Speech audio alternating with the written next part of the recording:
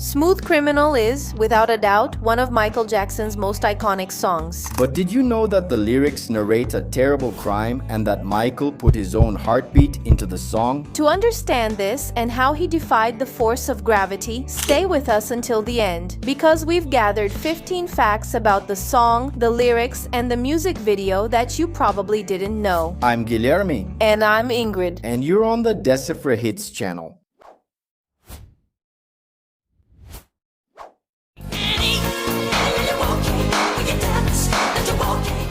What is the song about? The lyrics tell the anguished struggle of a woman trying to escape the attack by Smooth Criminal, a stealthy criminal. The criminal enters through the victim's apartment window to the sound of a crescendo, which in musical terms means a sound that gradually gets louder, creating a suspenseful atmosphere.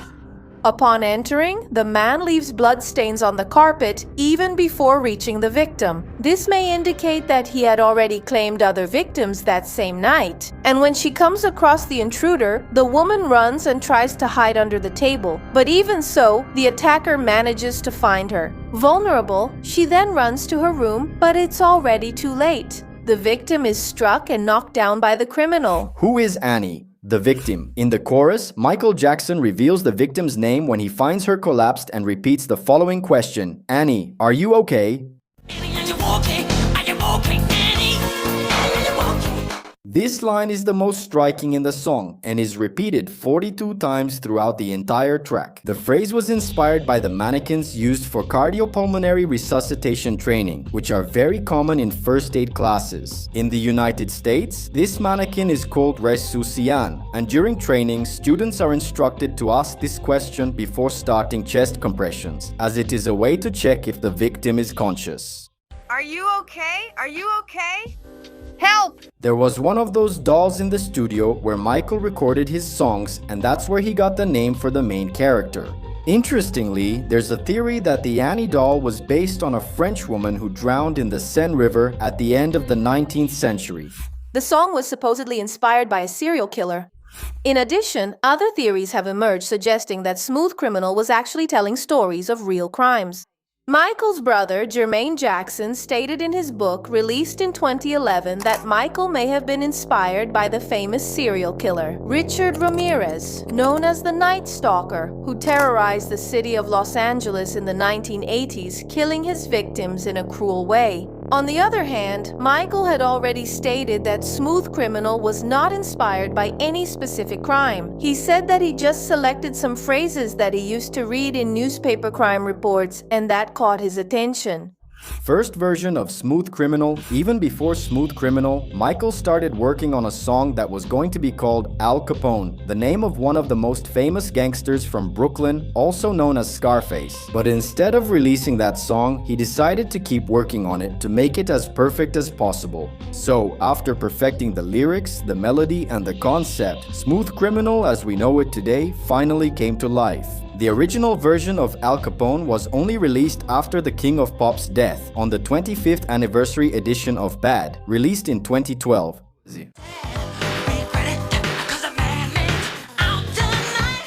Alternative versions of the song. There are a few alternative versions of Smooth Criminal. One in particular is the most famous among fans, the special version from the movie Moonwalker, the film starring Michael Jackson in 1988. In it, Michael sings a verse that doesn't exist in the other album versions.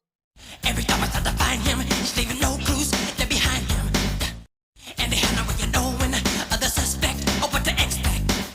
It was supposed to be a Wild West music video. Originally, Smooth Criminal was supposed to be a Wild West musical, where Michael would be the gunslinger. But he didn't like the set or the shoot, so the director Colin Tilvers showed a movie to Michael, which he thought would fit really well. As a theme for the music video, the movie The Third Man from 1949, a crime thriller from the genre known as noir. Michael liked the idea so much that he decided it would be more interesting to turn the music video into a 1940s gangster story.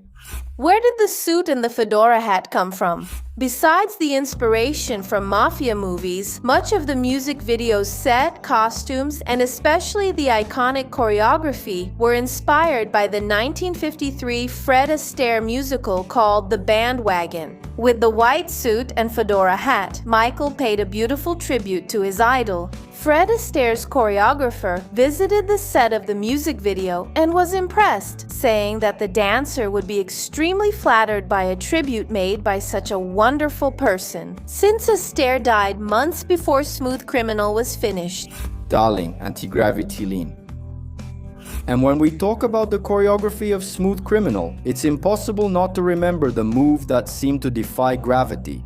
Michael and his dancers would lean forward at a 45-degree angle and wouldn't fall flat on their faces. Passionate about cinema, Michael really liked the movie The Wizard of Oz, which has a scene where the character, the Tin Man, leans his body slightly while dancing. Some say that this scene inspired Michael to take this move to another level. In Smooth Criminal, How was the lean done in Smooth Criminal?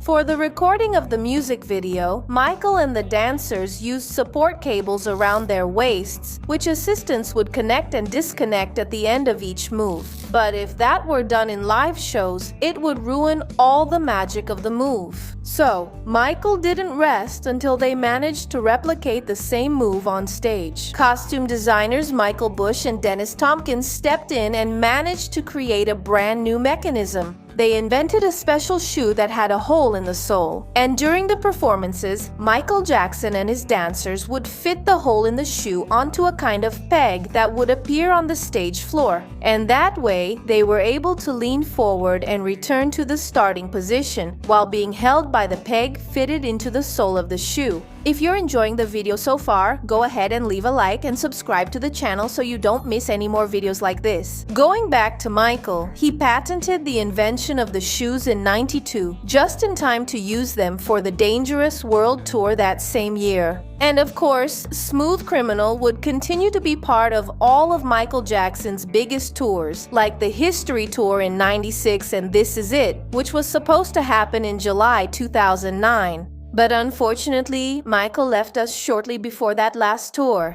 the album Bad was supposed to be called Smooth Criminal. A curious detail is that Michael Jackson and his team wanted to name his 7th album Smooth Criminal, but they were afraid the media would say they were promoting organized crime and gang violence, so they decided to keep the album titled Bad. Similarities with Billie Jean. Smooth Criminal has some interesting similarities with Billie Jean.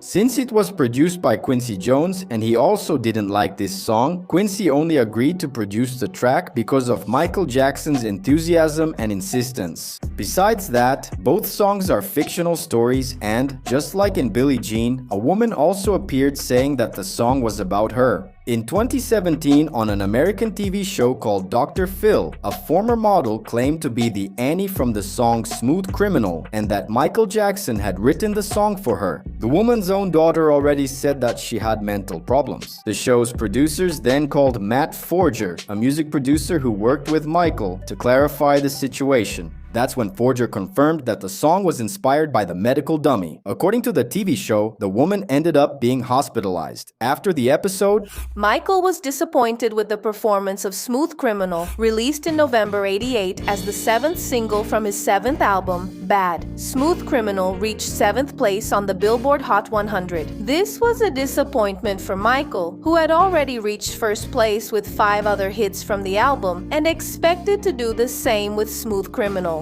Anyway, the song was a huge success, reaching the top 10 in several countries, and is considered, to this day, one of Michael Jackson's most popular and iconic songs. John Lennon's son appears in the music video. Sean Lennon, son of John Lennon and Yoko Ono, took part in some scenes of the short film Moonwalker and appears right at the beginning of the music video, looking over the fence. Another familiar face who also appears at this moment is Brandon Quinton Adams, who played in the kids-only version of the Bad music video. It has already been part of a video game soundtrack. The song Smooth Criminal was also included in the game's soundtrack. Moonwalker, released by Sega in 1990 and based on the movie of the same name. In the game, you control the King of Pop and use his dance moves to defeat enemies and save kidnapped children. Other epic songs included in the game are Bad, Beat It, and Billie Jean. If you've played it or thought it was cool to learn about this Sega Genesis classic, leave a comment. Comment just Moonwalker and we'll heart it. The Heartbeats from Michael Jackson. Speaking of hearts, did you know that if you pay attention to the introduction of Smooth Criminal, you can hear the heartbeats? Don't. It's actually Michael Jackson's own heart. The beats were recorded by Dr. Eric Chevlin and digitally processed to be added to the track. The King of Pop literally put his heart into the music he made, immortalizing his life through his songs, so that all generations can listen and appreciate. A revolutionary artist with a unique talent in the history of humanity, Michael Jackson will never be forgotten, and his legacy will live on forever, always. If you've watched the video up to this point, you must have really enjoyed our content. So, besides leaving a like and subscribing to our channel now, you can also contribute directly to Decipher Hits by clicking the thanks button, where you can choose the amount you want. And we'd like to give our special thanks to Mario Joestar Shaolin, the Pig Slayer, Mateus Freitas, Gabriel Zeferino, and João Pedro Padilha, who supported us with super thanks on the last video.